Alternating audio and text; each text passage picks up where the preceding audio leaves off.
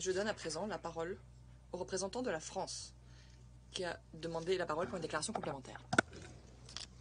Merci, Monsieur le Président. Je serai bref. Je n'ai évidemment pas l'intention de polémiquer avec le représentant du Mali. En effet, tout ce qui est excessif est insignifiant.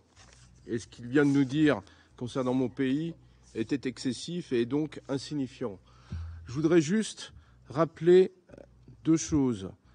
D'abord, au début de l'année 2013, et dans mes fonctions précédentes, j'ai été associé à ces décisions à chaque étape, la France est intervenue au Mali à la demande des autorités maliennes. Au début de 2013, le Mali faisait face à une offensive d'Al-Qaïda au Mali, dont les forces progressaient vers la capitale et auraient pris le contrôle intégral du Mali à quelques jours près, à 24 heures ou 48 heures près. Au début de 2013, qu'on le veuille ou non, c'est l'armée française qui a sauvé l'indépendance du Mali, qui sinon serait tombée aux mains d'un groupe terroriste Al-Qaïda au Maghreb islamique et ses autres partenaires. Première chose. Deuxième chose, depuis le début 2013, ce sont 50 soldats français qui sont tombés au Mali pour la défense de l'intégrité, de la souveraineté et de la paix au Mali. Pour rien d'autre. C'est ce qui s'est passé. Et troisièmement, s'agissant des incidents évoqués par le représentant du Mali, tout cela est parfaitement inexact, à commencer par les accusations relatives au mariage qui s'était déroulé dans le village de Bounti. J'ai eu moi-même l'occasion de rencontrer le secrétaire général des Nations Unies et de lui diffuser les images enregistrées à ce moment-là pour expliquer ce qui s'était passé. Et les premières estimations et rapports des Nations Unies étaient malheureusement totalement inexacts et infondés. Donc basons-nous sur des faits, aidons les Nations Unies à faire leur travail, espérons qu'elles vont pouvoir continuer à enquêter dans le domaine des droits de l'homme, attendons patiemment que le rapport de Moura sorte. Il y a eu 300 morts en mars 2022 à Moura. On attend toujours le rapport du Conseil des droits de l'homme. Et pour sa part, la France continuera à aider le Mali et la population malienne qui souffre et qui a besoin de paix et probablement de démocratie.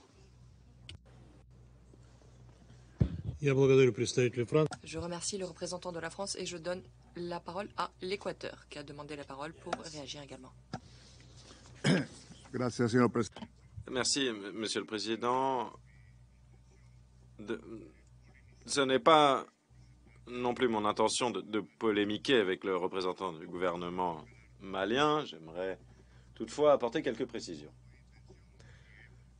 Je n'ai pas eu l'intention, nous n'avons pas essayé de faire la leçon au gouvernement malien s'agissant des droits humains. Les droits humains ne doivent pas être politisés. Les droits humains concernent l'ensemble de l'humanité, ils ne sont l'apanage d'aucun pays. On a fait mention de l'Équateur, cela m'a surpris parce que l'Équateur vit dans un régime de démocratie, aucun journaliste n'a été poursuivi, ce n'a pas été le cas non plus de procureur ou de juge. Peut-être que le gouvernement du Mali n'est pas au courant du fait que le mandat du gouvernement de M. Correa s'est terminé il y a 4 ans. Je remercie le représentant de l'Équateur. Je dois relever que notre discussion prend un caractère interactif. Et je donne à présent la parole au Mali, qui a demandé la parole pour pouvoir réagir. Merci, Monsieur le Président. Non, je serai très bref. Je n'ai pas non plus l'intention d'engager une polémique.